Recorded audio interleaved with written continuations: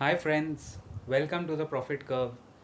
So in yesterday's video we spoke about HDFC Bank and 200 day moving average.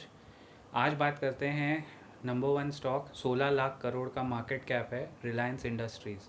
इसका 200 day moving average adjust होने के बाद आया है 2437। So 2437 is the 200 day moving average of Reliance. यहाँ पे अब देखने वाली बात यह है कि consistently this stock has made lower highs and lower lows. तो जब कोई लोअर हाई और लोअर लो बना रहा है आपके सामने, इसका मतलब 2500 तक गया था ये, लेकिन वहाँ से फिर एडजस्ट होते होते होते अभी 200 डे मूविंग एवरेज पे आया है। एंड रिलायंस का 50 डे मूविंग एवरेज भी 2410 के आसपास है।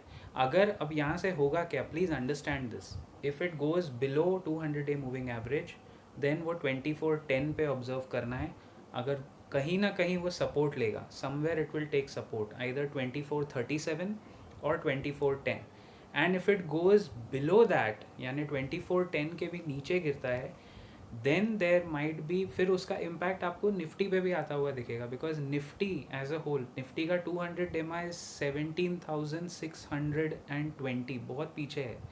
लेकिन फिर उसका रिपल इफेक्ट देखेगा कि लार्ज कैप स्टॉक्स जब गिरेंगे तो निफ्टी भी आपका एक तरह से स्लाइड होने के कगार पे आता है ना, because of the large cap weightage.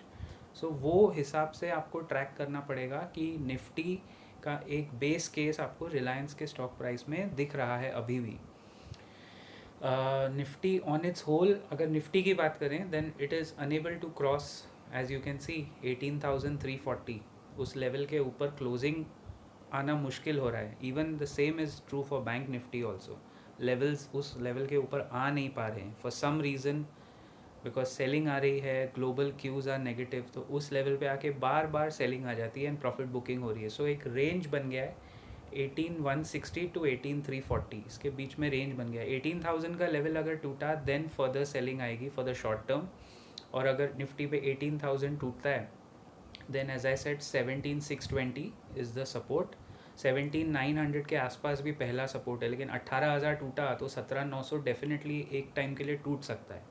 Because ये यूएस में डेट सीलिंग का प्रॉब्लम, ग्लोबल फाइनेंशियल मेल्टडाउन, अभी इन्फ्लेशन की उतनी बातें नहीं हो रही है, but the main problem is 31 मई का वो डेडलाइन, जिसमें अगर यूएस डिफ़ॉल्ट करता है तो बहुत बड़ा प्रॉब्लम हो सकता है। अब मैंने आज एक, मतलब डिफ़ॉल्ट यानी पेमेंट करने के लिए उनके पास पैसे नहीं होंगे, तो उनको वो लोन लेने की, कर्ज डेट की सीलिंग यानी लोन लेने की सीमा बढ़ानी पड़ेगी, बराबर है।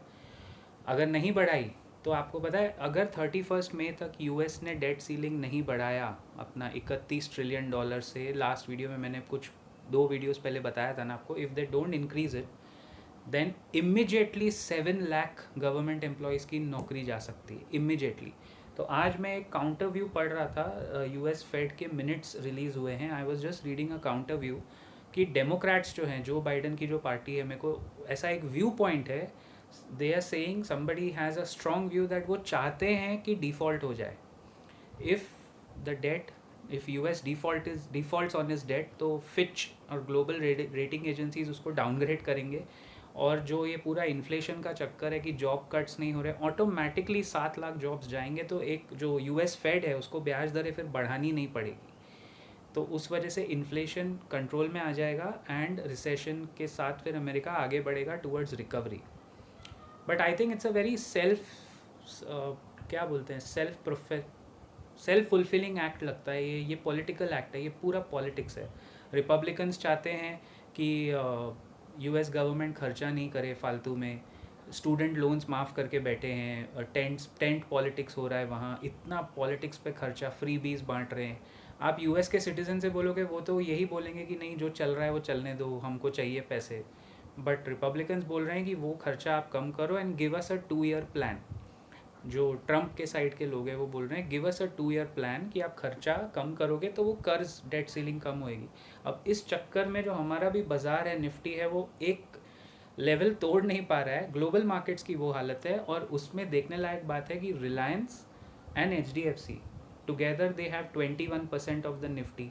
थर्ड वाला है Infosys, 3 of them make 30% of the Nifty. तो Reliance and H D F C मिल के अभी 200 डे मूविंग एवरेज के आसपास आ रहे हैं। एंड दैट इज़ वेयर यहाँ से या तो बहुत स्टीप करेक्शन आएगा या बहुत बड़ा बाउंस बैक आएगा। 200 डेमा से ऐसा होता है, हो चुका है। सो ये पूरा पशुपेश में आपको एक ग्लोबल पिक्चर के साथ देखना चाहिए। I will see you around in the next video very soon. Till then, as always, keep profiting.